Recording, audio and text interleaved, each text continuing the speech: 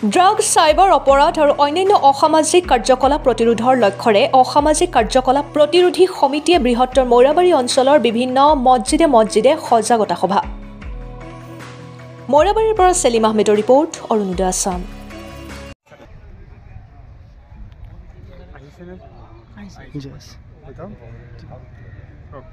আজি আমি উত্তৰ হাতীমৰীয়া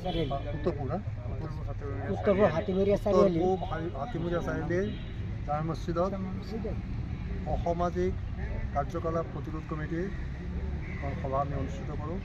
এই সভাত এই অঞ্চলৰ যিসকল ৰাইজ পূৰ্ণ সহযোগিতা আগবঢ়াইছে আৰু আজি এই অসামাজিক কাম এই মহলাৰ পৰা আঁতৰ কৰিবলৈ তেওঁলোকক প্ৰতিশ্ৰুতিবদ্ধ হৈ পেলাই কমিটি গঠন কৰিছে আৰু এই কমিটিয়ে আগন্তুক দিনবোৰত আমাৰ যি চেণ্ট্ৰেল কমিটি আছে, চেণ্ট্ৰেল কমিটিৰ সহযোগত আৰু আমাৰ প্ৰশাসনৰ লগত সম্পূৰ্ণ সহযোগ ৰক্ষা কৰি পেলাই এই মহলাৰ পৰা কেনেকৈ অসামাজিক যিবিলাক কাম আছে, ড্ৰাগছ, চাইবাৰ আদি কৰি যিবিলাক কাম আছে, আমাৰ সমাজত যিবিলাক ক্ষতি কৰি আছে, এইবিলাক কাম তেওঁলোকে নিবাৰণ কৰিবৰ কাৰণে চেষ্টা কৰিব। এই বিষয়ে আমি আলোচনা কৰোঁ আৰু আজি ইয়াত যিখন আমি আলোচনা পাতিছিলোঁ সম্পূৰ্ণ সফল হৈছে। আমি সম্পূৰ্ণ আশাবাদী যে আমি আমাৰ এই প্ৰচেষ্টাত ইনশাল্লাহ আমাৰ এই অঞ্চলৰ পৰা এই অসামাজিক কাম দূৰ হ'ব বুলি আমি আশা ৰাখিছোঁ।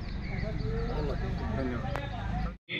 অসামাজিক কাৰ্যকলাপ প্ৰতিৰোধ সমিতি মৈৰাবাৰী বহুদিন পূৰ্বে আমাৰ মৰিগাঁও জিলাৰ অতিৰিক্ত আৰক্ষী অধীক্ষক ক্ৰাইম সমীৰণ বৈশ্য ডাঙৰীয়া, আমাৰ মৈৰাবাৰী আৰক্ষী নিৱেশৰ সন্মানীয় আৰক্ষী পৰিদৰ্শক শ্ৰী পংকজ দাস ডাঙৰীয়া আৰু মৈৰাবাৰী অঞ্চলৰ সমাজ সচেতন ব্যক্তিসকলৰ উপস্থিতিত মৈৰাবাৰীত সঘনাই ঘটি থকা কিছুমান অপৰাধ, চাইবাৰ অপৰাধ বা আমাৰ ড্ৰাগছৰ যি ভয়াৱহতা, এইবিলাকৰ ওপৰত আমি এই সমস্যাসমূহ বা এই অসামাজিক কাৰ্যকলাপসমূহ ৰোধ কৰাৰ উপায় বিচাৰি এখন অসামাজিক কাৰ্যকলাপ প্ৰতিৰোধ সমিতি গঠন কৰা হয়।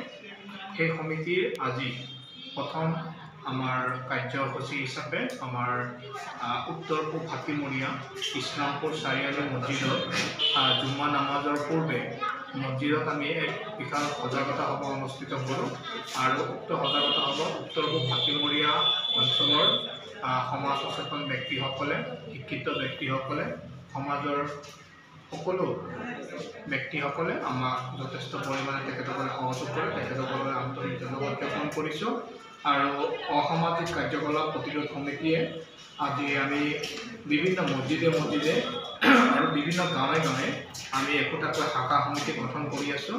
আমাৰ লক্ষ্য আৰু উদ্দেশ্য এটাই যে বৃহত্তৰ মৈৰাবাৰী, লাহৰীঘাট এই অঞ্চলসমূহৰ পৰা ড্ৰাগছ, চাইবাৰ অপৰাধ আদি বিলুপ্ত ঘটিব লাগে। আমাৰ এই অঞ্চলৰ যি এটা বদনাম আছে, আমাৰ মৈৰাবাৰী অঞ্চলখন এই কিছুমান সমস্যাই, কাৰণ ইয়াতে ভাল ল'ৰা ছোৱালীৰ প্ৰতিভাসমূহ আছে, সেই প্ৰতিভাসমূহ এই লুকাই আছে তেওঁলোকৰ ভিতৰত, সেই প্ৰতিভাসমূহ বিকাশ কৰিব নোৱাৰে। তাৰ কাৰণ এটাই যে মৈৰাবাৰী বুলি ক'লে, লাহৰীঘাট বুলি ক'লে চাইবাৰৰ এক গ্ৰাফ, চাইবাৰৰ ডাঙৰ এটা গেং বুলি আমি ক'ব পাৰোঁ। আজি অসমতে নহয়, গোটেই ভাৰতবৰ্ষৰ ভিতৰত মৈৰাবাৰী বা লাহৰীঘাট আদি অঞ্চলৰ নাম শীৰ্ষ। গতিকে তাৰ এই সমস্যাসমূহ আমি সমাজৰ পৰা নাইকিয়া কৰিব লাগিব। আমি যুৱ সমাজ আগবাঢ়ি আহিব লাগিব, সমাজ সচেতন ব্যক্তিসকলে আগবাঢ়ি আহিব লাগিব, সমাজৰ সকলো প্ৰকাৰৰ ব্যক্তিসকলে আগবাঢ়ি আহি আমি থিয় দিব লাগিব এইসমূহ অপৰাধৰ বিৰুদ্ধে।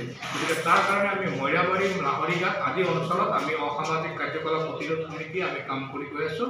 আৰু তাৰে আজি প্ৰথম কাৰ্যসূচী হিচাপে উত্তৰ পূব হাতীমৰীয়া ইছলামপুৰ চাৰিআলি মছজিদত আমাৰ প্ৰথমখন আজি সভা আমাৰ সফলতাৰে সম্পন্ন হয়।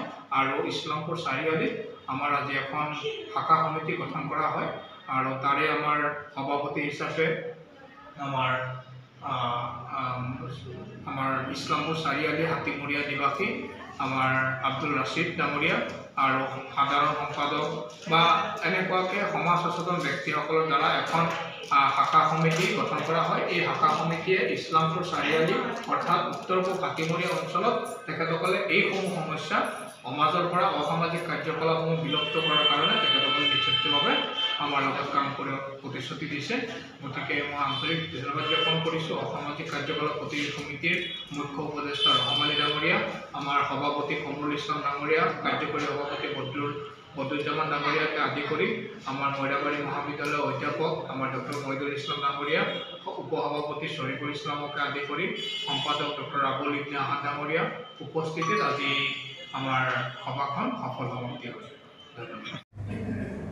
अस्सलामु अलैकुम वरहमतुल्लाहि वबरकातुहू। नहमदुहु व नुसल्ली अला रसूलिल करीम अम्मा क़ाला नबी सल्लल्लाहु अलैहि वसल्लम कुल्लु मुस्किरिन खमरुन व कुल्लु मुस्किरिन हराम और कमा क़ाला अलैहि सल्लल्लाहु अलैहि वसल्लम। اللهم صل على سيدنا محمد وعلى آله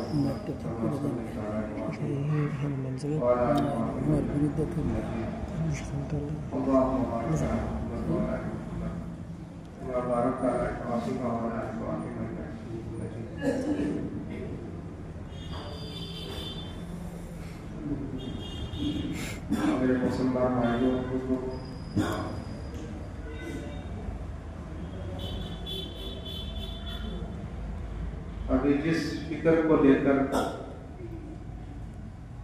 हम लोग जमा हुए हैं,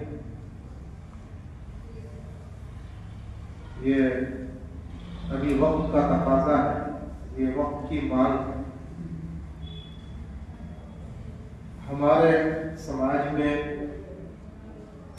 तो वैसे बहुत सारी बुराइयां आ गई हैं। हमारी सोसाइटी में हर किस्म के गुनाह और हर किस्म की बुराइयां हो रही है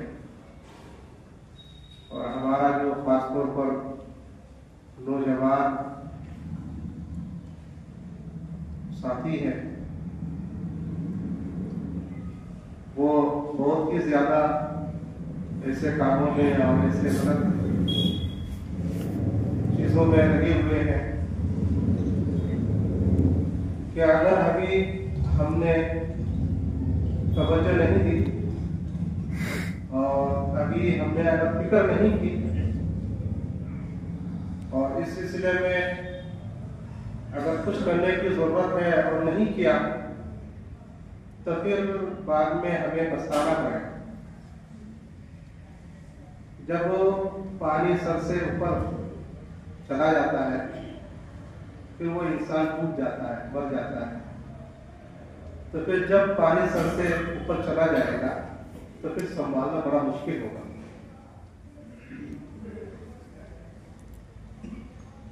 तो इस फिक्र को लेकर हम सब यहाँ पे जमा है। अभी दो किस्म की बुराइयां खास तौर पर हमारे समाज में आ गई है। एक तो बड़ी बीमारी जो आई है वो ड्रग्स का यूज है, ड्रग्स का इस्तेमाल है, यानी नशावर चीजें, वो चीजें जिनको इस्तेमाल करने से नशा आता है। एक तो मशहूर चीज है जैसा कि शराब, मौत, ये तो सब जानते हैं कि वो हराम है। और आप सल्लल्लाहु अलैहि वसल्लम के जमाने में यही नशे की चीज थी, शराब, ये मौत, ये नशे की चीज थी। और इसी वजह से कुरान में, अहादीस में शराब के बारे में है।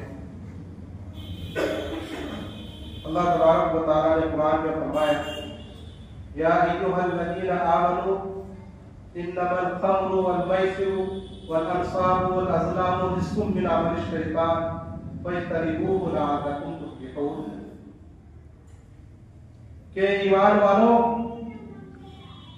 ये शराब, जुआ और ये मूर्ति और ये बुरे के तीर, ये सब गंदे हैं, ये सब शैतानी अमल है, शैतानी काम है, तो इनसे बचो। तो अल्लाह तबारक व तआला ने इस आयत में शराब को हाफ कर दिया और ये बताया कि ये शराब जुआ वगैरह जो है ये गंदी चीजें, रिक्स गंदी चीजें, और गंदी चीजें ऐसी हैं कि जिनसे इंसान को घिन आता है, जिनकी वजह से इंसान का जो अंदर का नेचर है, जो इंसान का बातिन है, वो खराब हो जाता है, बिगड़ जाता है। जैसा कि अगर आपके घर के पड़ोस में कहीं पे कचरे पड़े हुए हैं, गंदगी है, तो उस गंदगी का असर पूरे मोहल्ले पे पड़ता है। अगर किसी के घर में है पहले उस पे पड़ता है, फिर वो दूसरे घरों तक चली जाती है, पूरे मोहल्ले में चली जाती है। तो इसी तरह ये गंदी चीज है। अब जब तक आपको कचरा और वो गंदगी उठाकर बाहर नहीं ले जाएंगे तो उससे सब मुतासिर होंगे, उसका असर, उसका इफेक्ट हर एक पर पड़ेगा। तो इसी तरह ये गंदी चीज है, जब इसको खत्म नहीं करेंगे तो फिर आज अगर वो इसमें मुलविस है, आज वो इसको यूज कर रहा है, तो कल आपका बच्चा भी करेगा, उसका बच्चा भी करेगा, वो भी करेगा, ये भी करेगा, और फिर पूरी सोसाइटी में गंदगी फैल जाएगी। और ये शैतानी काम है, अल्लाह ने फरमाया ये शैतानी काम है। इस काम से अगर आप बचना चाहते हैं तो आपको मुजाहिदा करना पड़ेगा, आपको मुकाबला करना पड़ेगा। चुनांचे जो इस गंदगी का शिकार हो जाता, इस लानत का शिकार हो जाता है, तो उसको बड़ी